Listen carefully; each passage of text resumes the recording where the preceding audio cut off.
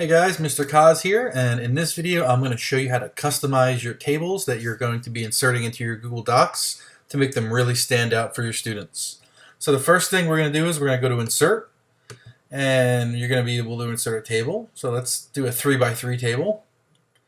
And let's say this first column you want to have question number, then possibly the question in the second column, and then answer. And this will be the space where the students will be able to answer. Okay, so the first thing you're going to be able to do is, and I like to do this because I'm weird like that, is let's say you want to center. Well, you can use this formatting bar right here and all of its features to edit the table.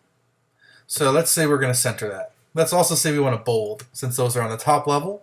And even further, you can change the background color so they stand out, so that you know that's different from some of the other boxes. So let's make that yellow, and you can see here it stands out a little bit more. Okay, some other things that you can do if you highlight the whole thing, or if you just want to highlight the top, you can also change the border color. So we want to make that maybe red, and we could also change the border width, so we can make it really thick if we choose to. And see, just by doing that, we make our table stand out a lot more, which is helpful for students because sometimes they need some guidance to know exactly where to go within a document. And it just looks prettier as well. You can also change the width of each column like that. So if we're doing question numbers, let's make that a little bit smaller, 1 and question number 2. That'll give us more room for our question. We don't want to make it too small though, otherwise that might happen. And so let's think of some questions we might want to ask our students. What were some causes of the American Revolution? And then maybe something more deep. What was the after effect of the American Revolution?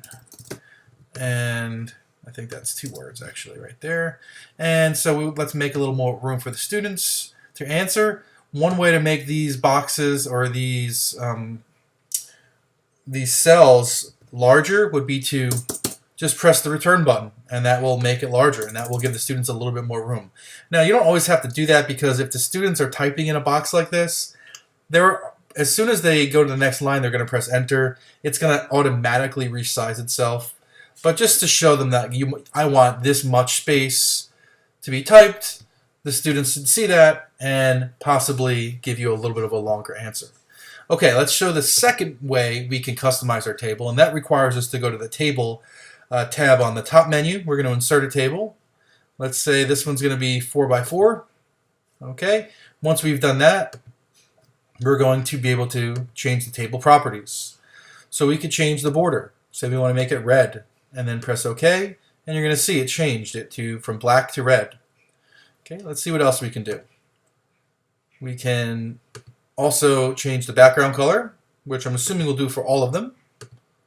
Nope, just the one I was in. So if you want to do the background color for multiple cells, you would have to highlight those like that. And change the table property, change the background color to orange. There we go. We can also choose to change the cell height and width. So you can see here, go to table properties.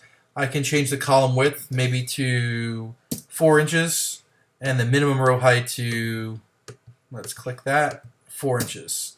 We should get a larger table. Yes, there you can see it. It's actually gone right off the page there, so you have to be careful of how wide you're going to make them.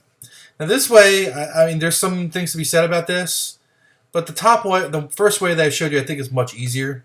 Also, if you're looking to add cells, you can go to the table, and you can insert row above or below, or to the left or the right. So if I wanted to insert another row to the bottom, I would click that and you see another row. You can also do that by right-clicking within the table, which I just did but you couldn't see, and you can insert a row, or you could delete a row. You could delete a column if you'd like, and if you're really you didn't like your whole table and you want to start from scratch, you can delete the entire table. So that's all I have on tables, and I hope you learned something, and good luck.